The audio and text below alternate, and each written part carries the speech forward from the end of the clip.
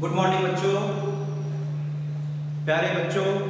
आज की क्लास में हम लोग साइंस सब्जेक्ट में पुष्प की संरचना के बारे में अध्ययन करेंगे। पुष्प की संरचना और उसके कार्यों के बारे में जानेंगे। बच्चों, आप लोग पुष्प का चित्र किताब में कई बार देखते हैं, है ना, और या फिर सर ब्लैक बोर्ड में बना दिए, लेकिन कई भागों को आप लोग नहीं समझ पाते हैं, आपको ध्यान नहीं रहता है। इसलिए आज हम की क्लास में बच्चों हम लोग पुष्प के विभिन्न भागों को पुष्प के माध्यम से ही जानेंगे। एक बार ब्लैक बोर्ड पे इसके भागों को हम लोग देखेंगे। देखिए बच्चों, सबसे नीचे का भाग है ना, पुष्प में भी देख रहे हैं हम लोग। ये देखिए बच्चों, इस पुष्प को आप सभी लोग पहचानते होंगे, है ना। गुड़हल का फूल है। कह का फूल है? गुड़हल का, है ना। चाइना रोज भी इसे कहते हैं हम लोग। तो सबसे नीचे का भाग बच्चों ये देखें, है ना। तो इस भाग को हम लोग बोलचाल की भाषा में पुष्प का डंठल कहते हैं। क्या कहते हैं? पुष्प का डंठल, है ना। विज्ञान की भाषा में क्या कहेंगे? पुष्प वृंत। क्या बोलते हैं इसको? पुष्प वृंत। यही है बच्चों पुष्प वृंत। चित्र में भी हम लोग ब्लैक बोर्ड भी देख रहे हैं। पुष्प वृंत, ये है आपका पुष्प वृंत। बच्चों, ऐसे बहुत सारे फूल होते हैं, पुष्प होते हैं जिनमें वृंत पाया जाता है, और कुछ फूलों में वृंत नहीं भी पाया जाता है ना। तो ये सवृंत पुष्प है, इसमें वृंत है, तो इसे सवृंत पुष्प कहेंगे। पेटसेल अंग्रेजी में बोलते हैं, है ना। तो इसकी संरचना हम लोग इस चित्र में भी देख रहे हैं। इसके बाद अगला भाग जो इसका है बच्चों पुष्प का, यहां जो देख रहे हैं इसको थैलेमस क्या बोलते हैं? थैलेमस या पुष्प आसन। क्या कहेंगे? पुष्प आसन, यानी कि पुष्प का आसन। इसी आसन में पुष्प के सभी भाग, है ना, स्थित है, इसलिए इसका नाम है पुष्पासन या थैलेमस। चित्र में ब्लैक बोर्ड पे भी बना हुआ है, देखें। पुष्प आसन, पुष्पासन ये आपका हो गया। अगले क्रम में बच्चों, ये पुष्प के जो ये दो भाग हैं, ये मुख्य भागों में नहीं गिने जाते। पुष्प के जो मुख्य भाग हैं वो चार आपको दिखाई दे रहे हैं सामने ब्लैक बोर्ड पे। पहला भाग है आपका बाह्य दलपुंज, और दूसरा हो गया दलपुंज, और तीसरा भाग उमंग, और चौथा जायान। ये मुख्य भाग हैं, दो मुख्य भागों में नहीं गिने जाते हैं। तो पुष्प के मुख्य भागों को हम लोग पुष्प के माध्यम से ही देखेंगे। तो पुष्प में हम लोग देख रहे हैं सबसे नीचे की ओर बच्चों, ये आप लोग देख पा रहे होंगे, ये हरे रंग का जो चक्र है, ये पंखुड़ी जैसे हरे रंग की नीचे जो हमें दिखाई दे रही है ना। इसे क्या कहते हैं? बाह्य दलपुंज। क्या कहते हैं? बाह्य दलपुंज। यही बच्चों बाह्य दलपुंज है ना। और इसे कैलिक्स भी कहते हैं, अंग्रेजी में क्या कहते हैं? कैलिक्स। और हम लकर के माध्यम से इसे आपको अलग करके बताएंगे। ये बच्चों, ये आपका, ये बच्चों, ये कैलिक्स है, और ये इसकी एक इकाई है ना। इसे हम लोग अलग करते हैं, वाच क्लास में रखते जाते हैं।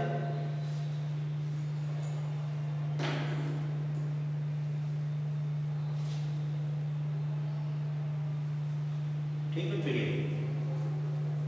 बच्चों, इसकी एक इकाई जो है वो सेपल्स क्या कहलाती है? ये आप लोग देख रहे होंगे, ये क्या कहलाती है? सेपल्स। और पूरे चक्र को कैलिक्स क्या कहते हैं? कैलिक्स। इसको हम लोग अलग कर लेंगे। देखें, ये है, आप लोग देख पा रहे होंगे,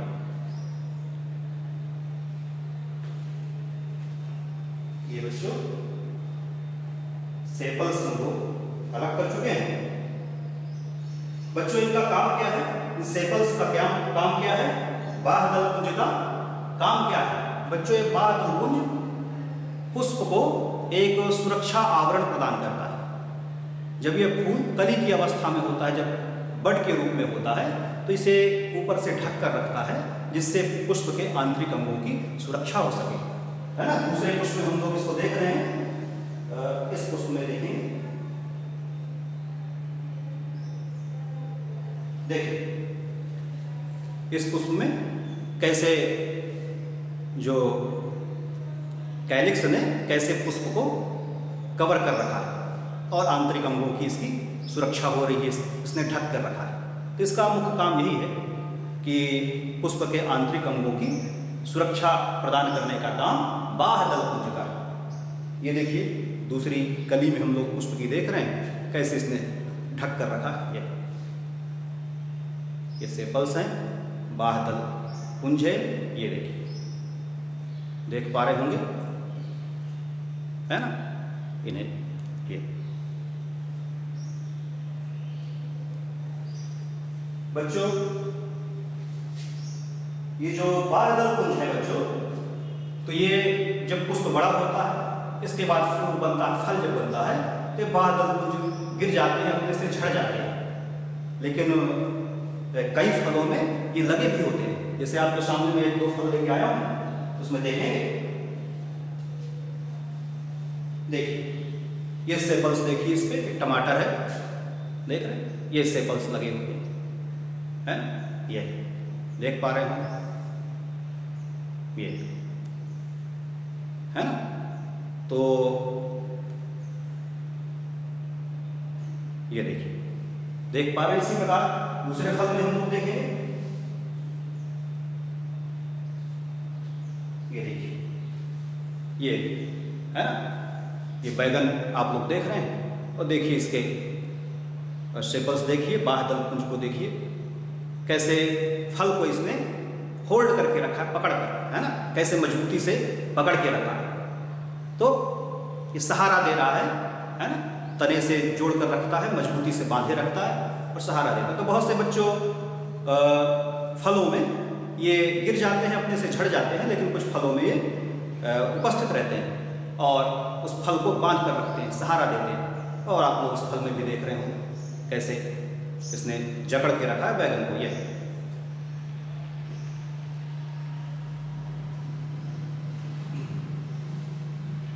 बच्चों अगले क्रम में हम लोग दलपुंज, है ना, जिसे करोला कहते हैं, है ना, अंग्रेजी में करोला, दलपुंज, ये दलपुंज वाला भाग है। ये दलपुंज वाला बच्चों भाग अगले चक्र में। दलपुंज हम लोग देख रहे हैं इस पुष्प में, और ये रंगीन पंखुड़ियां हैं। क्या है बच्चों? रंगीन पंखुड़ियां। और ये पुष्पों में हम लोग देख सकते हैं, तो बच्चों ये रंगीन पंखुड़ियां हैं। तो विभिन्न प्रकार के, विभिन्न रंगों के आप लोग पुष्प अपने आसपास देखते हैं। तो रंगीन भाग है पुष्प का, इसका काम क्या है? इसका काम है परागण के लिए कीटों को आकर्षित करना, है ना। तो ये रंगीन पंखुड़ियों को देखकर कीट इनकी ओर आकर्षित होते हैं।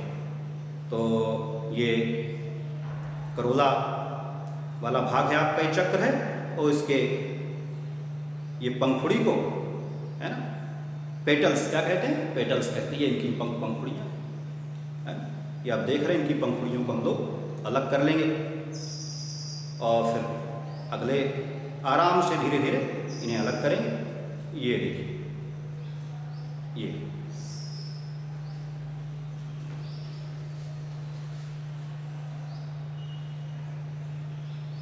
इन पेटल्स को हम लोग अलग कर लेंगे। इन पंखुड़ियों को आराम से धीरे धीरे अलग करेंगे, जिससे पुष्प के दूसरे भाग को कोई क्षति न हो। ये देखिए,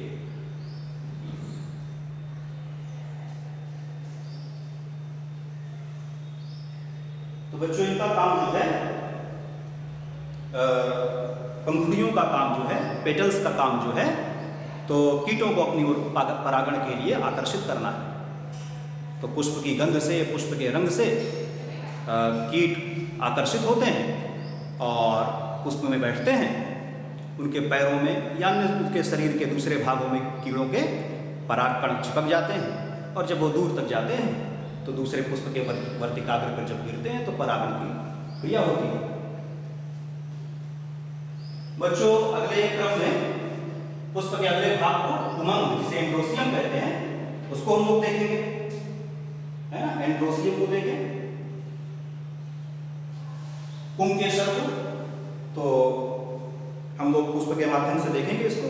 ये देखिए, ये पुंकेसर हमें दिखाई दे रहे हैं पुष्प के, और ये इसको ऐसे करके हम लोग अलग करके भी देख सकते हैं। देखिए जरा, आपको दिखाई दे रहे होंगे। इनको सबको हम लोग स्लाइड पे रख लें, स्लाइड या वॉच ग्लास में इनको हम लोग रखते हैं। ये देखिए, आप लोग भी घर में करके देखेंगे। ये हम लोगों ने पुंकेसर को अलग किया, इनको सबको अलग कर लेते हैं आराम से। ये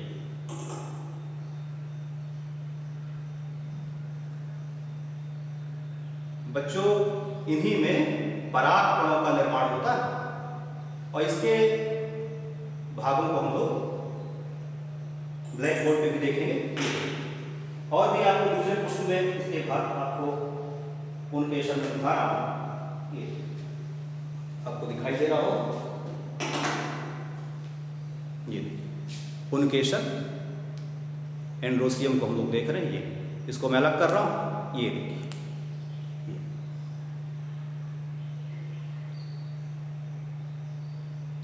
इसको भी देखते हैं। ये बच्चों, इसके दो भाग हैं। एक ऊपर का भाग आप लोग देख रहे हैं, इसके बाद नीचे का तंतु देख रहे हैं, फिलामेंट नीचे है ना। तो इसके दो भाग ब्लैक बोर्ड पे भी आपको दिखाई दे रहे हैं। एक भाग इसका ये हो गया और दूसरा भाग ये हो गया। तो ये परागकोश क्या कहते हैं, परागकोश हो गया। और ये बीच का जो दोनों को जोड़ने वाला भाग है, इसको यूजी, और ये हो गया पूतंत्र, पूतंत्र आपका फिलामेंट हो गया। इस तरह से पुंकेसर के आप लोग ये तीन भाग देख रहे हैं। और बच्चों, इसी में पुंकेसर में ही परागकणों का निर्माण होता है। ये परागकोश है, इसके अंदर परागकणों का निर्माण होता है। इसके बाद आगे हम लोग पुष्प के अगले भाग जायांग, है ना, डायनेशियम जिसे कहते हैं।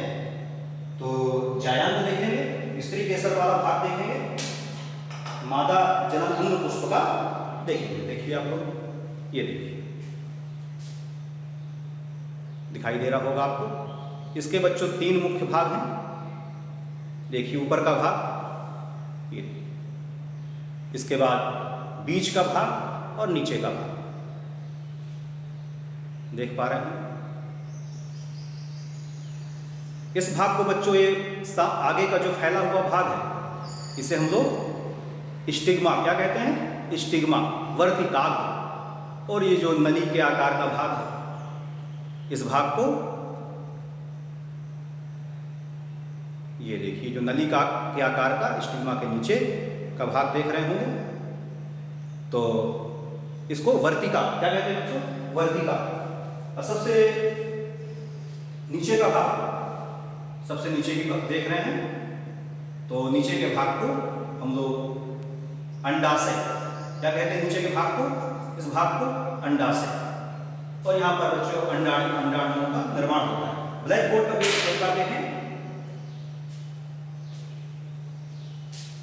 ब्लैक बोर्ड पर भी देखेंगे। तो एक भाग आपका ये हो गया, ये स्टिग्मा, है ना। फिर ये भाग हो गया स्टाइल या वर्तिका, इसको भी हम लोग यहाँ से यहाँ पर नाम दे रहे हैं। और नीचे ओवरी आपकी हो गई, तो वर्तिकाग्र, वर्तिकाग्र दूसरा भाग, ये भाग जो है वर्तिका, वर्तिका, और नीचे वाला भाग है जहां अंडाणुओं का निर्माण होता है, अंडाशय, अंडाशय। इस तरह स्त्री केसर के बच्चों 3 भाग। तो ब्लैक बोर्ड भी हम लोग देख रहे हैं और इस पुष्प के माध्यम से भी देख रहे हैं हम लोग। सबसे नीचे का भाग बच्चों ये ओवरी है और इसका बच्चों हम लोग सेक्शन यदि काटें तो सेक्शन काट के इसके अंदर जो ओव्यूल्स जो बन रहे हैं, जो अंडाणु बनते हैं, तो उसको हम लोग सेक्शन काट कर देख सकते हैं, अपनी आंखों से देख सकते हैं। ये गुड़हल के फूल पे तो हमें आंखों से स्पष्ट दिखाई देंगे। इसका सेक्शन सावधानी पूर्वक बच्चों काटेंगे, तो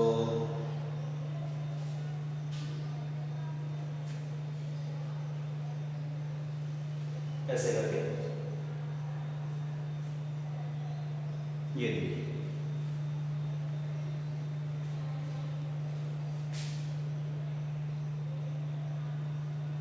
ऐसे करके इसका सेक्शन काटेंगे हम लोग और ध्यान से देखेंगे तो इसके अंदर अंडाणु हमें दिखाई देंगे, है ना। घर में आप लोग करके देखिएगा तो स्पष्ट रूप से आपको दिखाई देंगे।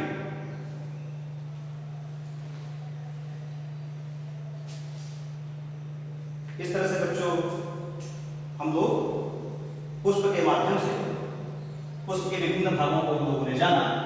तो एक बार पुनः हम लोग देख रहे हैं पुष्प के विभिन्न भाग। तो सबसे नीचे का भाग बच्चों ये क्या कहलाता है, पेडिसिल या पुष्प वृंद, और दूसरा भाग थैलमस, ये पुष्पासन कहलाता है ये भाग।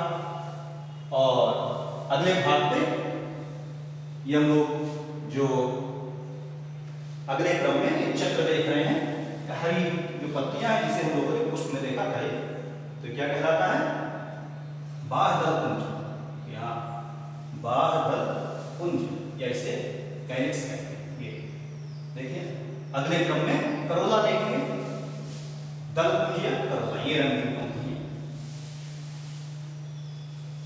और इसके बाद अगले क्रम में पुंकेसर को देखेंगे। पुंकेसर जो पुष्प का नर जनन अंग है, तो ये एंड्रोसियम देखेंगे, एंड्रोसियम ये है आपका। और इसके बाद गाइनोसियम आ गया, स्त्री केसर आ गया, तो ये हम चित्र के माध्यम से देख रहे हैं। इसके 3 भाग ब्लैक बोर्ड पे आपको दिखाई दे रहे हैं। बच्चों आप लोग भी घरों में अपने आसपास जो भी पुष्प आपको मिले तो उसके इन विभिन्न भागों को आप लोग देखेंगे घर में, है? कई प्रकार के पुष्प इकट्ठा कर लेंगे और उसके पुष्प के विभिन्न भागों को देखेंगे। फिर यदि आपने अपने से करके इसे देख लिया, फिर इसके भाग आपको भूलेंगे नहीं। चित्र बनाने बस से ज़्यादा लाभ नहीं हो पाता है, भूल जाते हैं उसके विभिन्न भाग। आप लोग अपने से घरों में करके देखेंगे। तो बच्चों आज के लिए इतना ही, थैंक यू।